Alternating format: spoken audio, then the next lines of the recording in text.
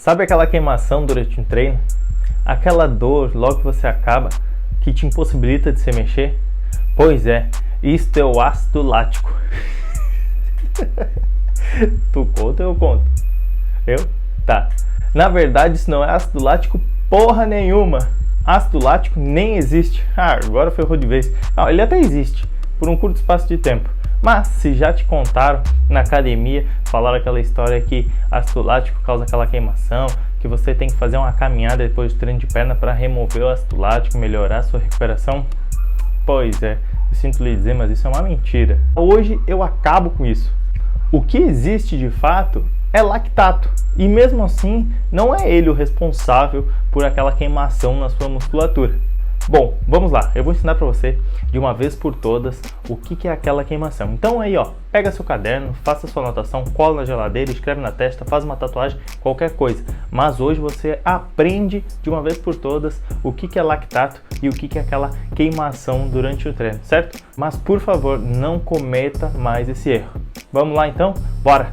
Roda a vinheta aí e let's go!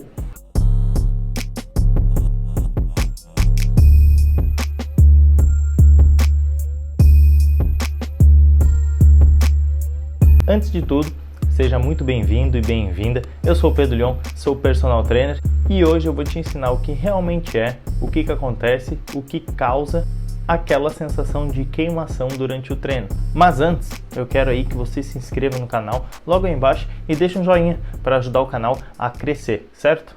Para quem não sabe, o nosso corpo ele tem três formas de gerar energia, são três sistemas energéticos. Eles funcionam concomitantemente, ou seja, todos no mesmo tempo, porém, dependendo do seu exercício e do esforço, um fica mais predominante do que o outro. Por exemplo, a gente tem três sistemas: ATP-CP, que é a geração de ATP através da fosfocreatina. A gente tem a glicólise anaeróbia, que é a quebra da glicólise sem a presença do oxigênio, e o oxidativo de fato, que é a degradação da glicose através da presença do oxigênio. Nós vamos focar aqui na glicólise anaeróbia. Bom, vamos lá. Por que ácido lático? Por que esse nome? Vamos voltar lá no passado, em 1780. Carl Henschel, não sei pronunciar esse nome, mas é o seguinte: ele identificou o aumento da acidez em um leite que estava azedado e denominou isso como ácido leite, consequentemente mais tarde o ácido lático. Em 1807, Johannes Jacob Berzelius descobriu a presença de lactato em animais abatidos. Os servos, após correrem muito, eles eram abatidos e Berzelius percebeu que na musculatura desses servos tinha uma quantidade muito alta de lactato. Berzelius também foi o cara que descobriu o ácido pirúvico, mas isso é assunto para outra hora. Lá por volta de 1861, Louis Pasteur identificou um aumento de lactato nas células de leveduras que estavam sob hipóxia. Para quem não sabe o que é hipóxia, é quando se reduz a oferta de oxigênio. E este efeito futuramente foi denominado como efeito Pasteur. Outro fato importante foi que em 1922, o cientista Otto Fritz, ele descobriu a enzima LDH, que é responsável por converter o piruvato em lactato e vice-versa.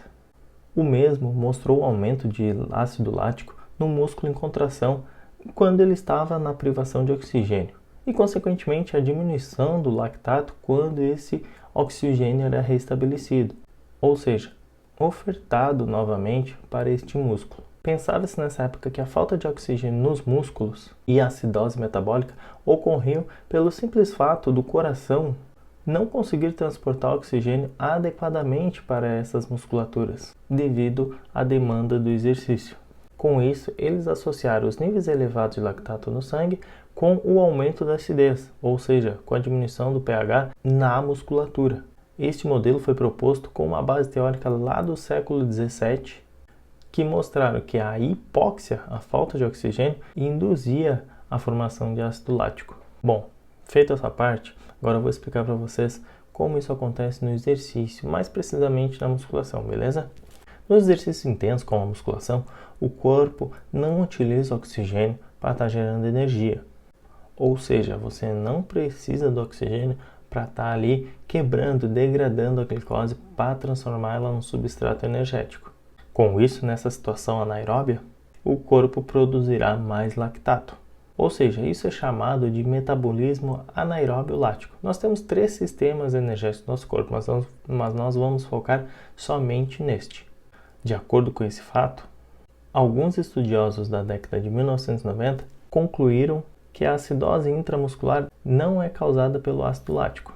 Mas, em 2000, um pesquisador chamado Brooks afirmou que o lactato é produzido o tempo inteiro nas células e órgãos totalmente oxigenados também, não somente com a falta de oxigênio. Ou seja, ele descobriu que o lactato era um produto final da glicólise, independente da oferta de oxigênio no tecido. Segundo Bronsted, outro pesquisador, o ácido lático logo era decomposto em lactato e íons de hidrogênio, H+. Isto nos mostra que essas duas substâncias elas podem estar relacionadas com a regulação do pH. Tem autores como Roberts, em 2002 ele fez uma pesquisa que afirmou que o pH fisiológico é em torno de 7,4, ou seja, é um pH básico. E não existe a forma ácida desse produto vindo da degradação da glicose. Somente o lactato com os íons de hidrogênio, que isso não caracteriza um ácido. Porém, o lactato ele ainda é incapaz de mudar o pH da sua musculatura, de causar aquela acidose metabólica. Bom, feita essa introdução, eu vou explicar para vocês como acontecem os mecanismos de transporte do lactato, dos íons de hidrogênio, a transformação dele. Nós vamos ter alguns nomes importantes para entender, para conseguir compreender o conteúdo daqui para frente. Vamos lá, mas o que acontece de fato? Vamos pensar o seguinte, lá na fibra muscular, na célula muscular, tem o sarcoplasma. O sarcoplasma é como se fosse o citoplasma de uma célula. A célula tem o núcleo, fora do núcleo, em volta dele, tem o citoplasma. E dentro dessa célula muscular também tem uma mitocôndria, que é uma organela. Durante a conversão de glicose em piruvato, esse piruvato pode tomar 2 caminhos diferentes. Primeiro, entrar na mitocôndria através do MCT1 ou ser convertido em lactato por uma enzima chamada de lactato desidrogenase, ou LDH, que por sua vez também pode entrar na mitocôndria pelo MCT1 ou ser conduzido através do MCT4 para o meio extracelular, ou seja, para fora da célula. Tá, mas que porra é essa de MCT1, MCT4? Calma, eu vou explicar o que é. São transportadores de monocarboxilato. O que é isso? Na verdade, chamam de proteínas MCT.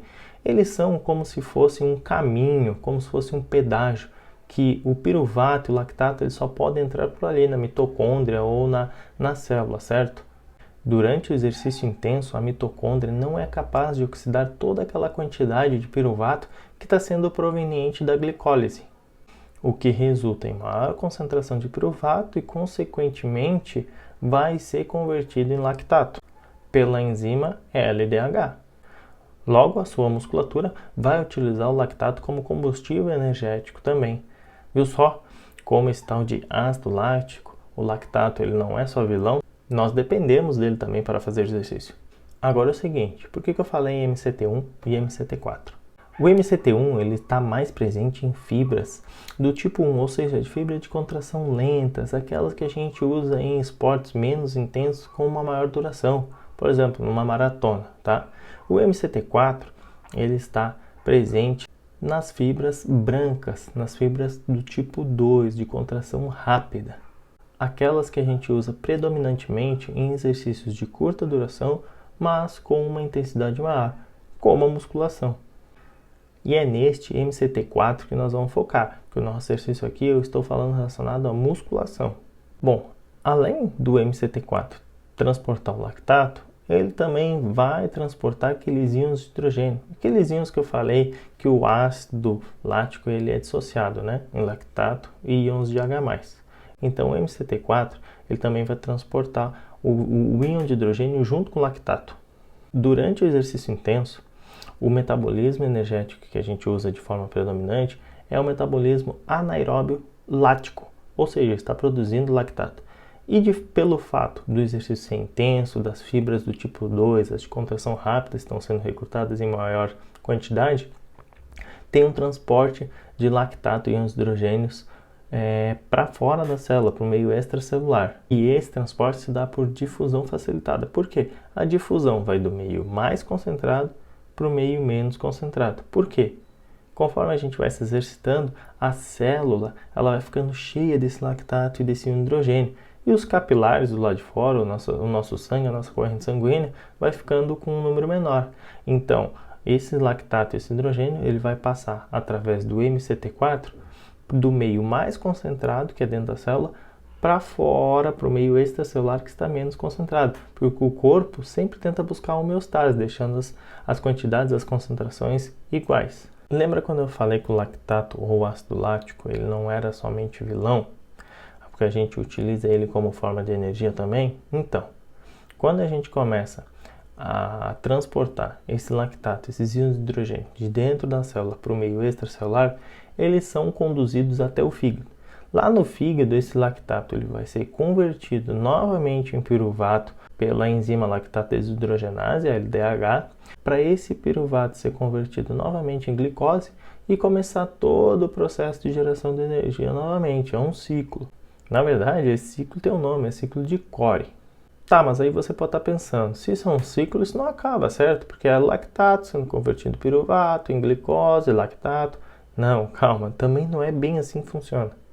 Acontece que durante o exercício intenso, a quantidade de lactato produzida ela é muito maior do que essa quantidade que está sendo convertida novamente em piruvato para gerar glicose. Então a gente acaba tendo um aumento do nosso lactato sanguíneo, da concentração. Até aí tudo bem, certo? O problema é que essa relação de lactato ela também está relacionada a esses íons hidrogênios que eu mencionei anteriormente. Ou seja, a concentração de lactato está aumentando, porém as de íons de hidrogênio também.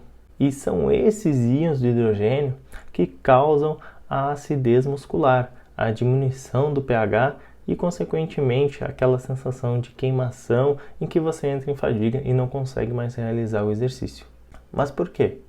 A gente tem enzimas dentro da musculatura que estão fazendo esse processo de converter substratos em energia. Consequentemente, quando a gente altera esse pH, por mais que ele seja uma alteração sutil ali, que vai de mais ou menos 7,4, que é um pH básico, para um 6,8, que já se torna um pouco ácido, essas enzimas elas desnaturam. Você lembra o que é desnaturação? Desnaturação é um processo que ocorre em proteínas. Enzimas nada mais são do que proteínas. Então, se essas enzimas, essas proteínas estão desnaturando, elas estão perdendo a sua função. Consequentemente, elas não conseguem mais converter os substratos em energia. E também você vai ter que cessar o exercício por causa disso. Até hoje, a afirmação que mais corrobora na literatura é que realmente esses íons de hidrogênio são os responsáveis por limitar o nosso desempenho. Porém, tem alguns estudos que estão dizendo ao contrário, mas ainda são poucas evidências sobre isso. Resumindo, o ácido lático ele logo é dissociado em lactato e íons de H+. Conforme a gente vai se exercitando no exercício intenso, a quantidade de lactato sanguíneo sobe e, consequentemente, a de íons de hidrogênio também. Uma parte desse lactato é convertido lá no fígado em piruvato para ser convertido em glicose novamente e a gente conseguir usar como energia. Esse é o ciclo de Cori, ok? Porém, nem todo piruvato ele vai conseguir ser usado como energia novamente. Então, a concentração de lactato acaba subindo mais, os íons de hidrogênio acabam subindo mais e levam a essa acidez metabólica, essa acidez muscular, que é a queimação dentro do músculo, correto? Então, acaba que as enzimas não funcionam mais de forma que deveriam e a gente acaba entrando em fadiga e tendo que cessar o exercício. Porém, temos um mecanismo importante no nosso corpo, que é o mecanismo de tamponação, ou seja, as substâncias tamponantes. Eu vou ressaltar um aqui para vocês, apenas um, tá? O bicarbonato de sódio. Por que eu toquei nesse assunto? Vocês já devem ter ouvido falar nesse carinha aí, certo? O bicarbonato de sódio. Atualmente tem uma discussão aí bem grande sobre como usar ele em forma de suplemento para estar aumentando a performance durante o treino. Mas para que ele serve? O que é uma substância tamponante? Ele serve para realmente neutralizar essa acidez causada pelo excesso de lactato e íons de hidrogênio. Esse bicarbonato de sódio ele vai se ligar ao lactato e ao íon de hidrogênio, transformando em lactato de sódio e ácido carbônico. E o ácido carbônico logo ele é dissociado já em água e CO2, que é gás carbônico, que vai ser expelido pelo nosso corpo. Com esse dado a gente pode fazer um link aí com relação ao assunto de limiares ventilatórios e anaeróbios, mas vai ficar para outro vídeo isso aí. Bom, voltando para o bicarbonato, portanto, em determinada intensidade de exercício, o bicarbonato ele não vai dar conta de conseguir converter esse lactato, esses íons hidrogênios em substratos inofensivos, vamos dizer assim, para o nosso corpo, que é o gás carbônico e a água, é uma coisa mais natural. Por isso que a suplementação de bicarbonato está sendo comentada e estudada para ver se suplementando a gente consegue tamponar uma quantidade maior de lactato e íons de hidrogênio, para então a gente não entrar tão cedo em fadiga e conseguir perdurar um pouco mais no exercício. Então espero que tenha ficado claro para você que o ácido lático ele não é o causador daquela queimação. O ácido lático ele é dissociado em lactato e íons de hidrogênio e atualmente a evidência que mais corrobora é que esses íons de hidrogênio causam acidez metabólica, aquela sensação de queimação, e você tem que parar o exercício por causa de fadiga acumulada. Beleza? Então eu vou finalizando por aqui. Meu muito obrigado a você. Não se esquece aí de compartilhar, se inscrever, dar um joinha e até a nossa próxima aula.